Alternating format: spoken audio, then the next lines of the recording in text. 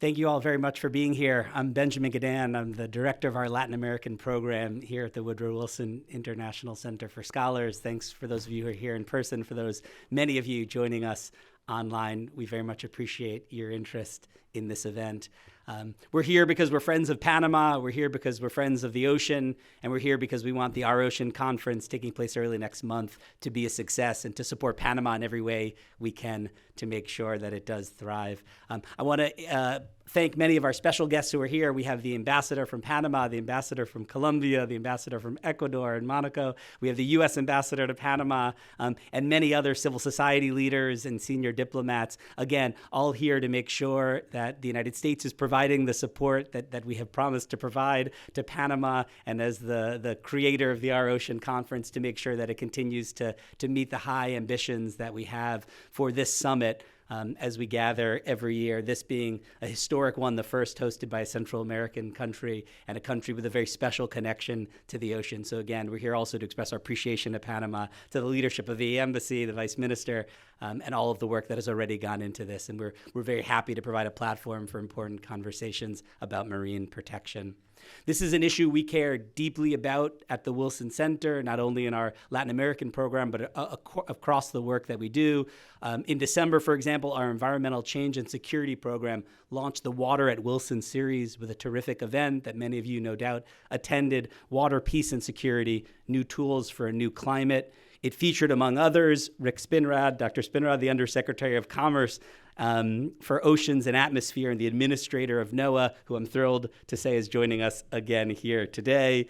The Water at Wilson series continues the Wilson Center's long history of recognizing the role that shared waters, and that includes rivers, lakes, and oceans across this planet, can play in fostering cooperation among nations and building peace.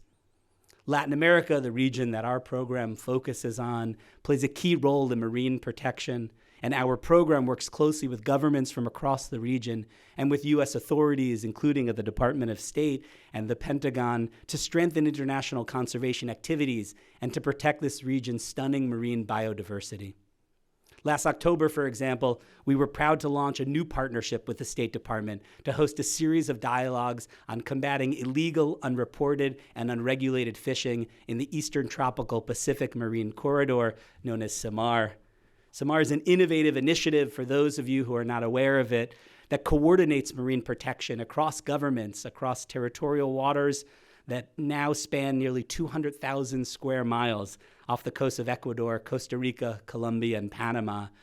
The cooperation not only is vital for protecting this marine biodiversity, but also as a model for global cooperation amongst countries. And so we applaud that effort. And again, we stand ready to play whatever role we can play in coordinating and encouraging U.S. support, and also with civil society organizations and leaders who also share a desire to make sure that that succeeds and is a model for others across the planet. As I mentioned, Panama has a special place in marine protection right now as the first Central American country to host the Our Ocean Conference. It's evidence of the country's commitment to marine protection and to the international conservation agenda.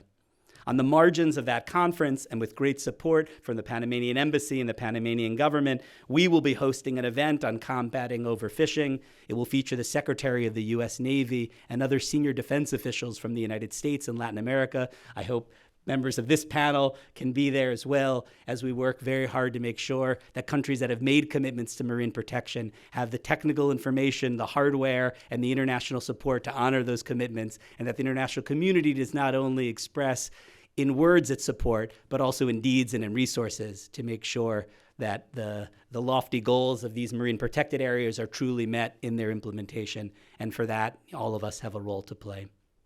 Today, we're going to hear from the Special Presidential Envoy for Climate, Secretary John Kerry. We'll hear from Panama's Foreign Minister, Hanaina Tewani, and from Undersecretary Spinrad about the importance of the Our Ocean Conference and the strategies for assuring its success and involving civil society leadership, governments throughout the world, and the United States government as well. I'm going to allow now Minister Tawani to come to the podium to give an introduction and to talk about her efforts, the efforts of the Vice Minister and the Embassy and the entire Panamanian government and leadership to the success of our ocean and marine protection. Afterward, we'll hear introductory remarks from Secretary Kerry, and then we'll have a conversation amongst us on this vital subject. Once again, thank you very much for partnering with us, for being here today on an issue that couldn't be more essential and urgent.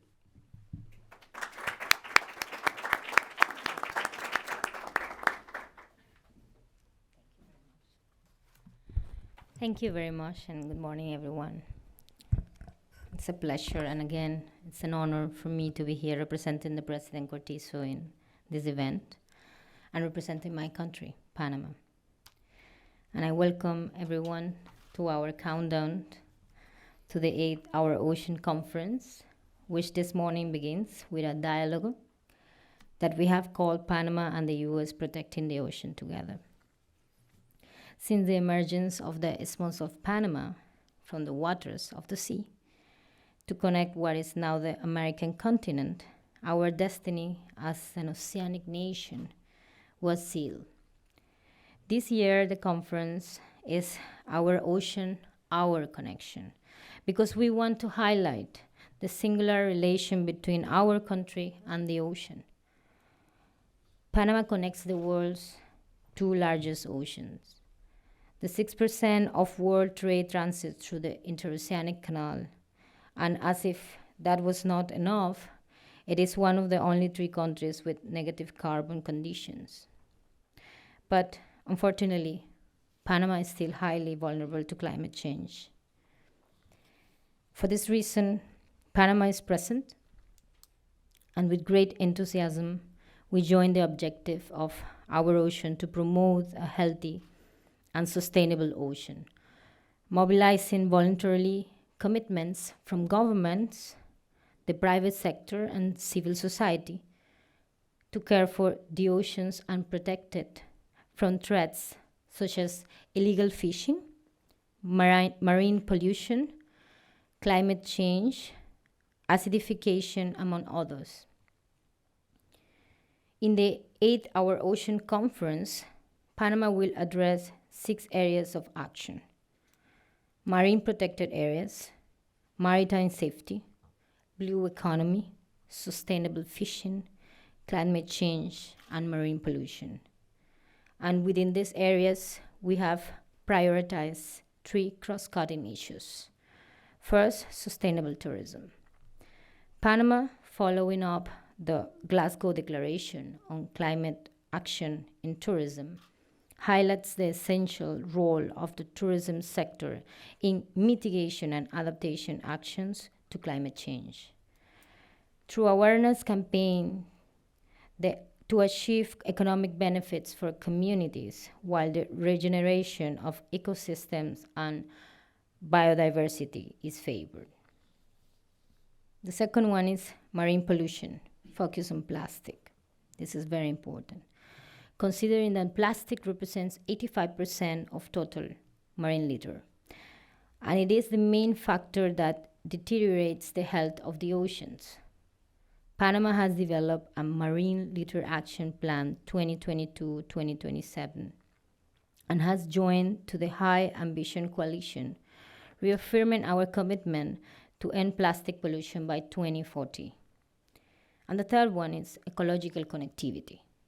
Diplomacy today makes an alliance with science to promote policies and joint actions between countries for the proper management and protection of the ocean. Marine corridors, such as the CEMAR, are sources of feedback for the international scientific community and biodiversity. But they are also spaces for collaboration that are necessary to face global challenges in environment, economic, and security matters. As the foreign minister, today I'm pleased to remark the shared vision of Panama and the United States in environmental and oceanic matters, and how both countries are committed to carrying out concrete actions against climate change with the purpose of increasing the quality of life of our communities, the continent, and also the world. Currently, we are working together to mitigate illegal, unreported, and unregulated fishing and other activities that endanger the ocean's biodiversity, the local economy, and also national security. As part of the NOAA's National 5-Year Strategy for combating illegal, unreported, and unregulated fishing 2022-2026, we have been selected within a group of 5 countries as priority flag states. This has been possible thanks to our willingness and interest in taking effective measurements against IUU fishing activities, both in our waters and our vessels. In addition, Panama is a non-multilateral actor in the hemisphere, and in conjunction with the Republics of Colombia, Costa Rica, and Ecuador, we have signed an MOU with the U.S.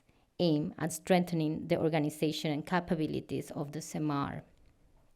I could tell you a lot of facts about our vocation for dialogue as a country and our permanent disposition to promote the conservation and sustainability of the oceans. But now I want to express the gratitude of the people and the government of Panama, to the different departments and agencies of the United States, and particularly to the Special Presidential Envoy for Climate, John Kerry, for all the support to Panama in this common cause and for joining us today. I hope that you and the organizations you represent will be able to participate in the conference and its side events, and you can live and enjoy the best experience in Panama, a great little country. Thanks, muchas gracias.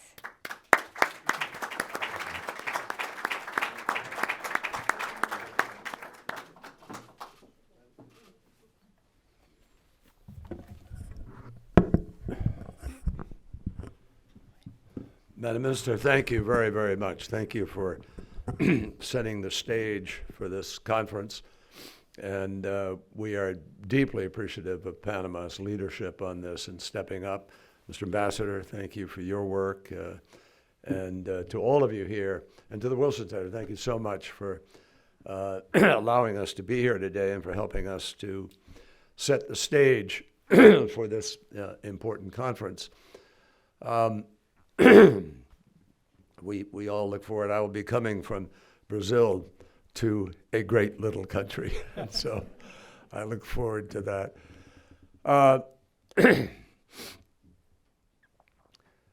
We are living in a pretty extraordinary time when the connections between all of us on the planet have never been more clear or more imperative. And it's hard for some people in some places in the world to think about the ocean as something that could possibly be threatened. It's so vast, it's 3/4 of our planet. And we know that through all of history, the oceans have been playing a central role in the life of so many nations on the planet.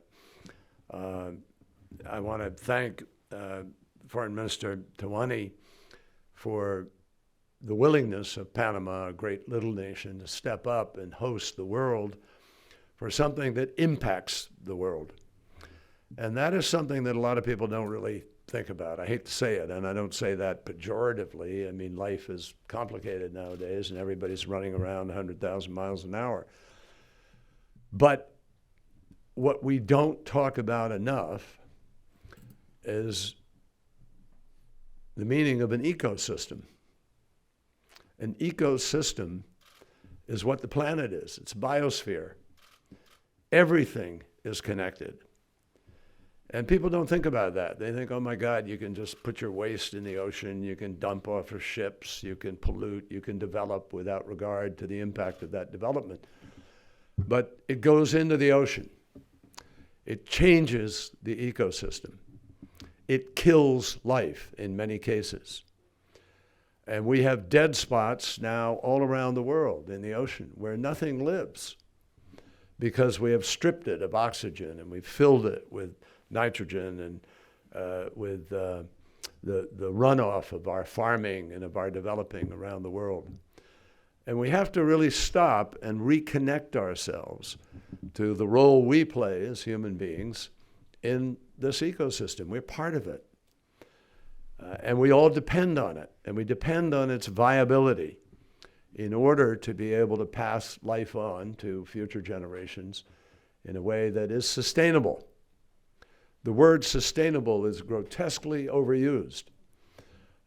Most people don't have a clue what sustainability really amounts to. And you can hear big corporations talk about their sustainability program, talked about by their sustainability officers, right? But very few entities on this planet are actually operating sustainably. Very few practices that we pursue are in fact sustainable. Anybody who thinks the rate of development of resource utilization on a planetary basis is sustainable does not measure where we're heading as we go from 8 billion people now on the planet towards 10 over the course of the next 30 years. So this is a big challenge. And Panama has accepted the challenge by hosting people from all around the world who will come together to talk about how we will protect the oceans. Let me just connect everybody, if I can, quickly. And I'm delighted to be here with my good friend, Dr. Rick Spinrad, who's doing such important work in producing the foundation of thinking that allows us to deal with facts and to understand the implications of many of the choices that we make. It's interesting because the ocean, if you think about it, plays such an extraordinary role in literature, going all the way back in time. And it's played a huge central role in the lives of people all around the planet, many of whom are part of the $500 billion industry that depends on the ocean for food production, for protein, for life itself. But we really face this stark reality. I'm not trying to scare people. I'm trying to motivate people to see the connections between these things because it is manageable. But the fact is that 90% of all the heating of the planet from global climate change is subsumed into the ocean. And the ocean is warming. And it is warming at a rate that is changing the chemistry of the ocean. When you combine that with the reality that the way we have chosen to drive our vehicles, to propel and heat, to propel, airplanes, to build our buildings, to live in buildings, to heat our buildings, all of the air condition so much of the world, all of these choices put emissions up into the atmosphere. And we are not yet controlling those emissions sufficiently to be able to guarantee that we can reduce the impact on the ocean. What is the impact on the ocean? Well, when those emissions go up in the atmosphere, they travel around the world in the currents of air that travel around the world. And then when the rainstorm takes place with increased amounts of moisture that comes from the warming of the ocean, it falls in massive rainfall today, and it falls into the ocean, and it changes the pH, the acidity of the ocean changes. And that can change crustaceans' ability to be able to form their shells, clams. If you had a test and you took different levels of acidity in different basins or boxes or something, and you put clams in it, depending on the level of acidity, you'll have the size of a clam. It will affect the size of that clam.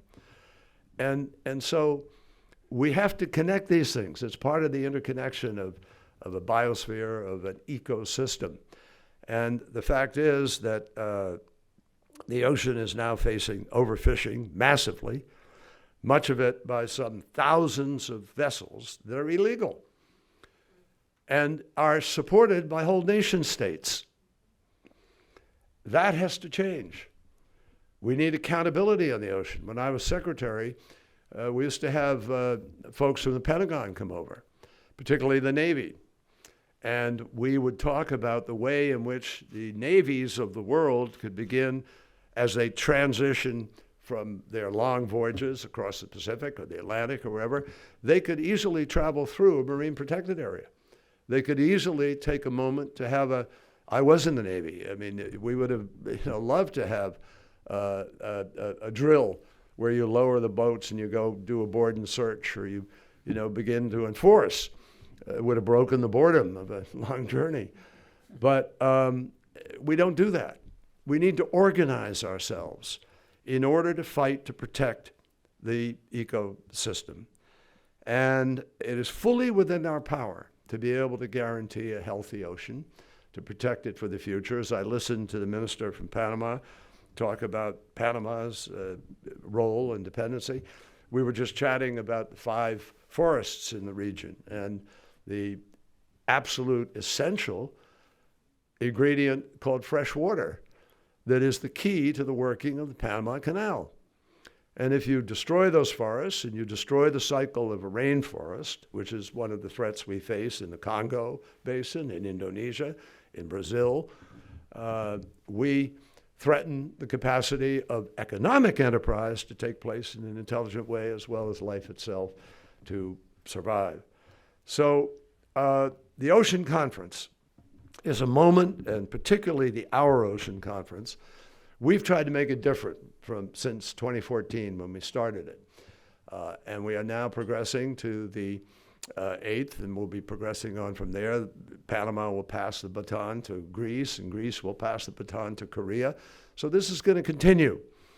And our imperative of being responsible about things must grow with each meeting. We held the last meeting in Palau, quite extraordinary. Pacific Island, several thousand people came. It was really remarkable in the middle of the Pacific, or in a corner of the Pacific Ocean. And we had some 100, we had about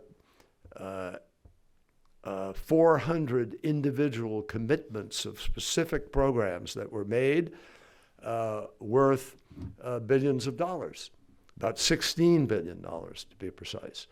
And the total of all of the conferences has produced more than $100 billion worth of initiatives to have marine protected areas, or to do set-asides, or to begin to educate people about fishing practices that are indeed sustainable, et cetera.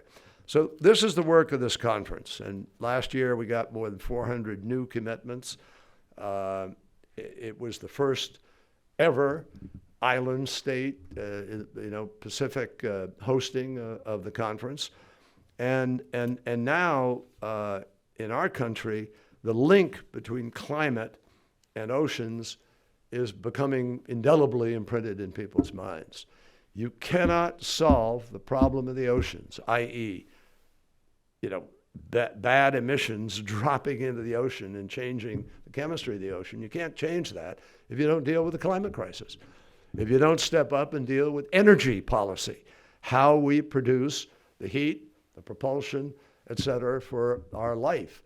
And so it is imperative that we connect these now even more inextricably. The link of the ocean to climate itself, which I'm sure Rick will talk about, is enormous.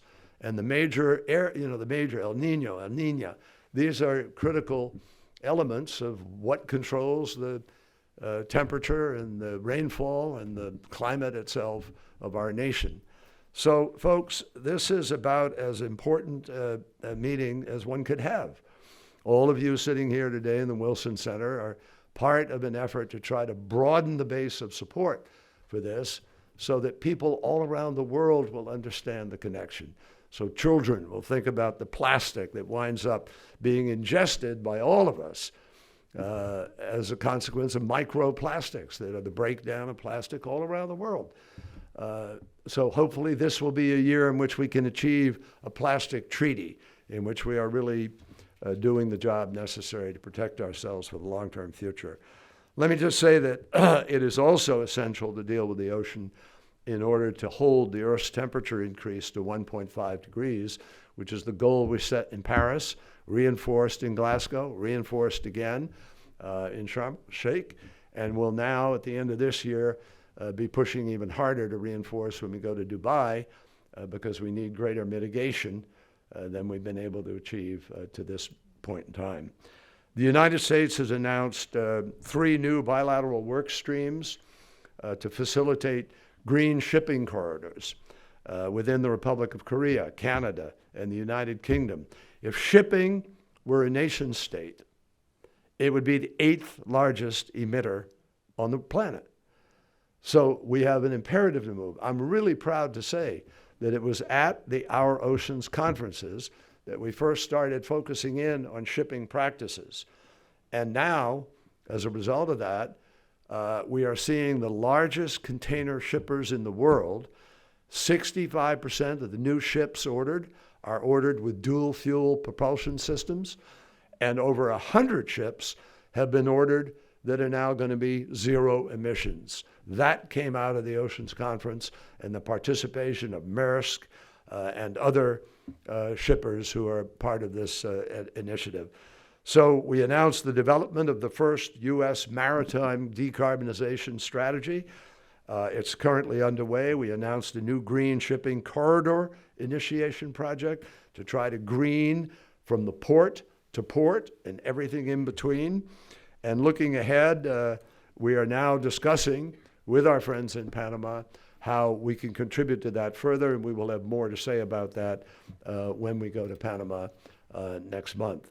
So I just close by saying to everybody who's thinking of participating in the 8th Our Ocean Conference, we want everybody to participate, but we want everybody to act. We have to act. We don't just come together to chit-chat at a table. We're coming together to make commitments and to follow up on those commitments. This conference is not limited just to countries. It welcomes announcements that would come from industry, from corporations, from philanthropies, from science, from broader civil society.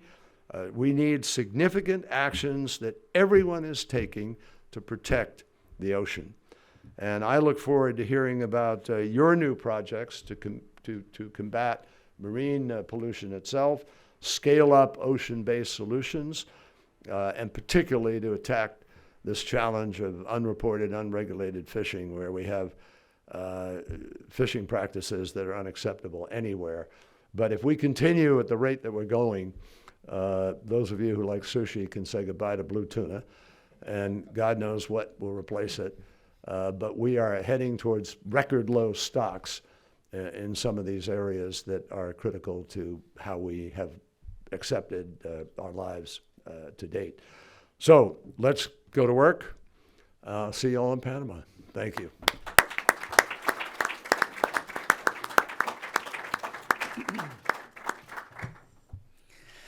Many thanks. We have just a few minutes to get into some greater detail about how everyone can play a role in the success of the Our Ocean Conference. I wanted to start with our NOAA administrator, Dr. Spinrad, to hear about the importance of one of the premier agencies in the world in ocean research, but also the lessons that no doubt the climate envoy continues to learn and learn as Secretary of State, that without U.S. leadership demonstrated in our own marine protection, our own environmental conservation at home, our own leadership on science, it's very difficult to play the role as a global advocate for these essential issues. So maybe you could start us off, please.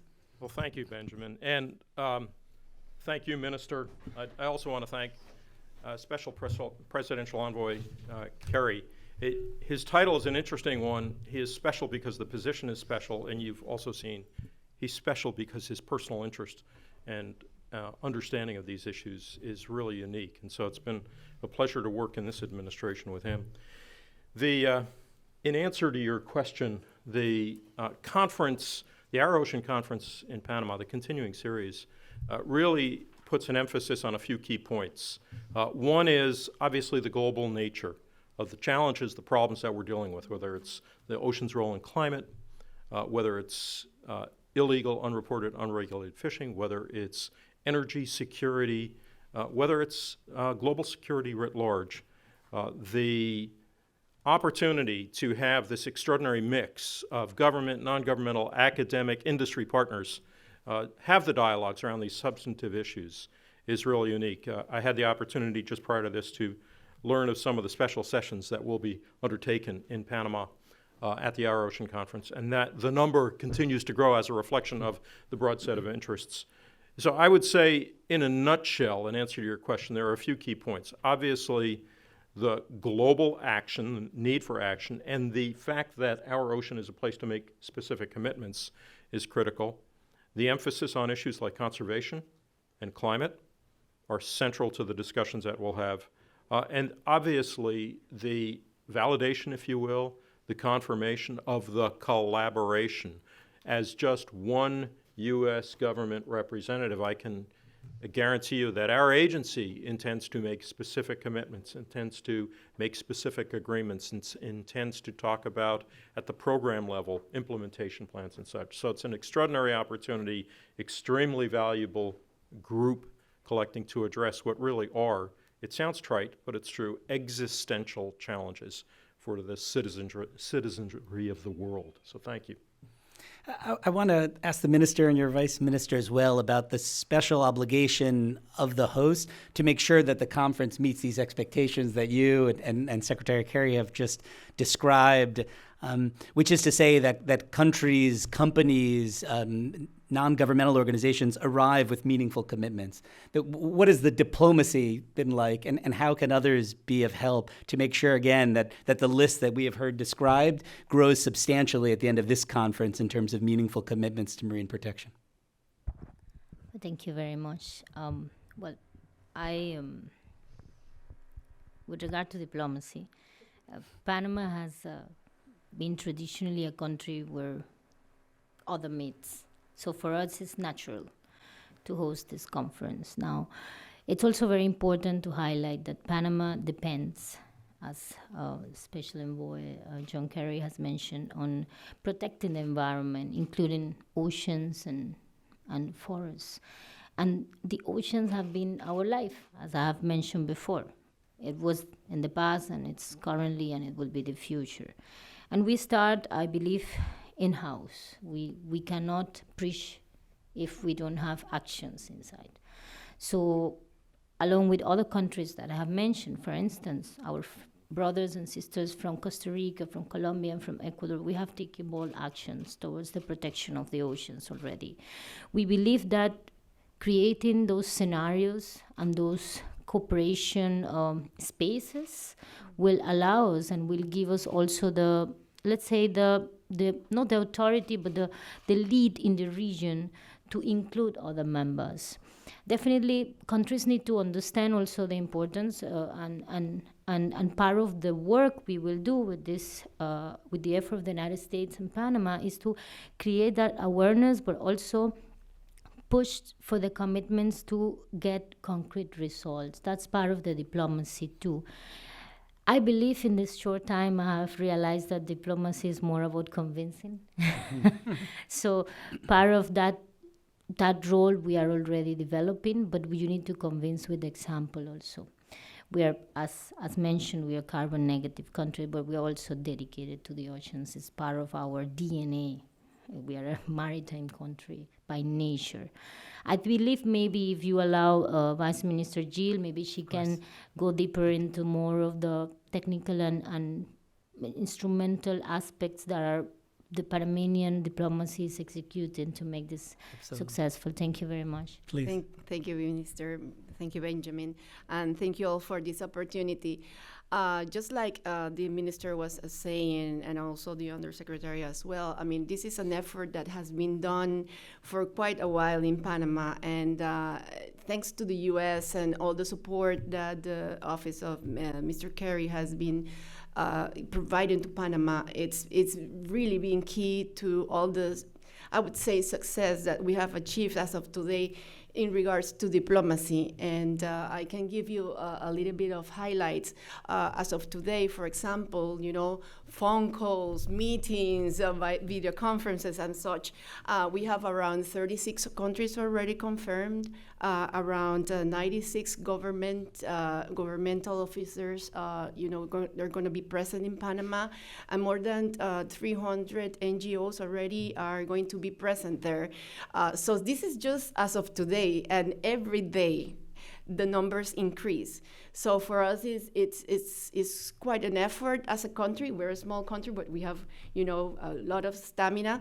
But at the same time, we are very, very aware and very aware of the responsibility behind following up on the commitments. And I can say also that as of today as well, we have already around 132 new commitments, and the amount go up as I think $7 billion.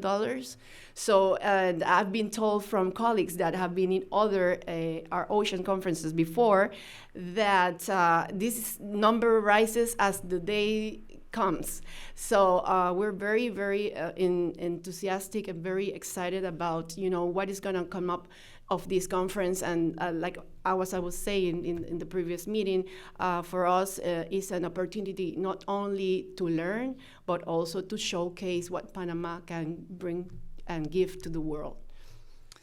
Dr. Spinrad, I wanted to talk about the importance of the example we've already highlighted, which is the presence of the ambassadors from Panama, Ecuador, and Colombia here, the CEMAR initiative, and the notion of thinking about marine protection now as a multinational endeavor, one that requires not only diplomacy from leaders globally, but also direct coordination in the protection of coastal waters. Can you talk about the science of that and why NOAA has been an advocate of this very approach? Yeah, thank you. And I think centering this around the work of CEMAR is particularly important because of the success that CEMAR has demonstrated. And we were delighted to sign on, if you will, and work with our colleagues in further development of marine protected areas in general, and consonant with 30 by 30 initiative, but from a scientific basis. Originally, when we talked about marine protected areas, it was thought to be an effort primarily around conservation of unique environments, if you will, in much the same way that national parks are established. And what's happened recently through a lot of the research, and I've got to give special credit to the Smithsonian Tropical Research Institute, I believe Dr. Guzman is here representing that group, has done extraordinary work with respect to the science behind designation of areas. So beyond the conservation objective, we now recognize that the issues associated with biodiversity are made evident in marine protected areas. We're learning a lot about what is a sustainable ecosystem, and in conjunction with that, the other scientific area where we're learning a lot from the role of marine protected areas is in the ocean's role in addressing climate change. Whether it's through sequestration of carbon in the sediments or in the ecosystem writ large of the marine protected area, or simply the role that identifying areas for special treatment, if you will, and special consideration might have in defining what is the potential for the ocean to help find solutions for climate change. So conservation, climate change, biodiversity are the scientific arenas in which marine protected areas like CEMAR are playing a critical role. Thank you very much. We just have another 5 minutes or so. I want to return to the IUU fishing issue that we heard eloquently described there, and one that, again, we've been working closely with the State Department, with NOAA, with the Department of Defense, and with the governments of CEMAR to address. The question for all of you briefly in just your final remarks is how the international community can do a better job, whether through diplomacy, through the deployment of resources, for better domain awareness, for the ships that are necessary. You heard the special envoy talk about a potential more direct role for the U.S. Navy and others that have the resources to monitor the marine protected areas to make sure that we're implementing our high standards. So I want to end with talking about IUU fishing in the context of Samar, but globally, how it will be part of the agenda of the Our Ocean Conference early next month, and why it is such an important issue, and arguably one that can be addressed well in advance of solving the broader climate crisis, which we're also addressing through this and other conferences. Maybe, Minister, we'll start with you. Yeah. Well, again, Panama is a country that respects its commitments, and we understand that illegal fishing is not tolerable for us. I think more than the commitments, what we need to work on is the way to implement. As the oceans are vast, that was mentioned, and we need to get the capacity to implement the agreements we have about illegal fishing. It's not like, imagine, we will have to have a whole patrol of the oceans. So for that, technology plays a very important role. And we cannot escape the benefits of technology. Technology comes with some negative, but also with benefits. And I believe countries like us, like Panama, and obviously our brothers from Ecuador, Costa Rica, and Colombia, we understand that has to be the best ally and the tool. Definitely, there are certain issues that we need to overcome. Probably sharing sovereignty. That's something that sovereignty is a word that comes in the middle of many efforts. But when we understand that the interest and the mission goes beyond territories and lines that are not visible, we understand then that the cooperation is the only way. That with regard to the strategic part, I don't know if you would like to add something else, Jill? No, I would say it's just like you were mentioning, Minister. It's just a matter of wills, wills from the countries, wills from the government, from the philanthropies, from the NGOs. But I think also Mr. Kerry said something else that I think it's very important. It's about legacy. He mentioned, about the meaning, the real meaning of sustainability, and I would say the translation of that is legacy. And I think that all that we've been discussing today goes to that. So I think in that term, Panama is very, as Minister has said, very compromised, very enthusiastic in a very constructive way to build up from this event and make those commitments translate into actions. I would say that legacy and translation into actions. In our last minute, if you would. Last minute, very briefly. First of all, let me put an exclamation point on the point the Minister made, and that is here in the U.S., we identified 5 flag nations that we want to work with very closely, including Panama, in addressing issues of IUU. So I thank you and the government of Panama very much for that. The other thing I would point out, you've heard indications of the fact that international policy, you can't solve the IUU problem by saying we nation X are going to establish a policy. It's got to be a global policy development. Practices, we need to look at practices. You heard Secretary Kerry talk about some potential opportunities. What about looking at fleets around the world and how to use them more aggressively? And then I would say the third point is awareness, that if you walk out on the street now and ask people, even here in Washington, D.C., what is IUU fishing and is it a problem, I think you'd be concerned. There would not be a response. And we haven't talked about the labor implications, the labor practices, the slave labor implications. So I think one of the things Our Ocean can help do is also raise awareness of the issues associated with IUU. Please join me in thanking our guests. Thank you very much for being here, and thank you for your passion over this issue.